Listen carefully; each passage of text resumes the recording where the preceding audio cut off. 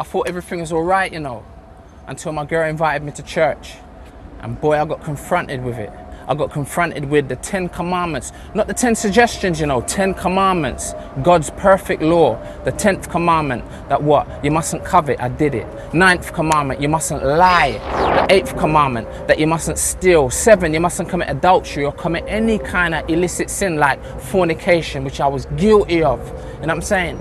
Then it come to the 6th commandment, that you mustn't kill. I'd killed people with the way that I thought about them. I might not have gone up and shanked them or stabbed them or shoot them, but you know what? I did it in my heart. 5th commandment, I hadn't honored my mother and father in the way that I ought to have. The 4th, I didn't keep the Sabbath holy. I didn't care about no day of the week apart from that which pleased me. You know what I mean? I met my needs. The 3rd commandment, I'd taken the name of the Lord, my God, who I'd rejected. I'd taken his name in vain. 2nd commandment, I'd bowed down to idols like music in my life.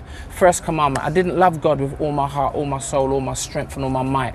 I'd busted and broken every one of the commandments, and I stood guilty before God. Guilty, guilty.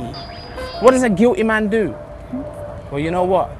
I bawled out, cried out for mercy, asked God to forgive me on the basis of his goodness, and you know what? He turned my life around.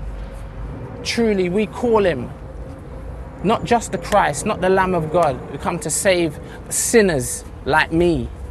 But you know what? We call him the Revolver, because he proper turned my life around. For real, the Revolver hit me like a blast in the heart, and he filled the hole that I had in my soul. That's when my life started to revolve. Yeah. I lost control when I took a hold of the Revolver. I tried to duck from the buck, tried to find something to protect me, but my conscience wouldn't let me. No, I couldn't run far. I hid behind a car. He had some kind of sonar, and yo, he tracked me like a radar. And as the bullets start to splurt, the only feeling of hurt was my pride. Start to rip me up inside. Blah. 1 to the head, blah, blah. 2 to the chest, made me confess all my sin and all the mess that I'd been living in. And as I lay prostrate on my face, I couldn't move, thinking I was dead, lying in pools of liquid red. From head to toe, I was soaked in a crimson cloak. My life flashed before me, but wait a minute, it wasn't me bleeding. I just couldn't understand. It was the blood of another man, the blood of the Lamb. No entry wounds or scars in it. I knew the game was over, and I'd been hit by the Revolver. For real, and you see me? Watch out. I grew up in church. From the age of 2 years old, a church kid. Heard 1,000 sermons. I was moral.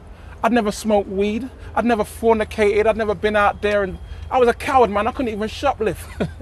And you know what? I tell you, having been abandoned from birth, I realized is that even though I was moral and I lived good, I needed Jesus. Jesus. I needed forgiveness. For real. For real. I mean, you think about my life. Listen.